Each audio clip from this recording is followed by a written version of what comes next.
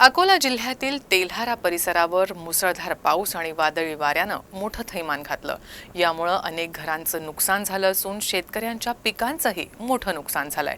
या नैसर्गिक संकटामुळे अनेक शेतकरी आर्थिक संकटात सापडले आहेत। तेल्हारा तालुक्यातील अनेक शेतकऱ्यांचे बागायती पीक तसंच शेतातील केळीचं पीक वादळी वाऱ्यानं जमीनदोस्त झालंय। त्यामुळे तेल्हारा परिसरातील शेतकऱ्यांना मोठं आर्थिक नुकसान सहन करावं लागत आहे। वादळामुळे काही घरांची टीनपत्रे उडून गेली आहेत। याच गावातील हिवराळे या महिलेच्या घरावर बाभळीचं झाड कोसळून घराचं मोठं नुकसान झालंय।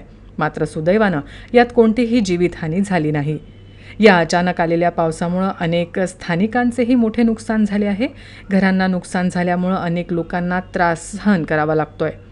या नैसर्गिक आपत्तीमुळे अनेक शेतकरी आर्थिक संकटात सापडले आहेत। त्यांना तातडीनं मदत गरजेची आहे।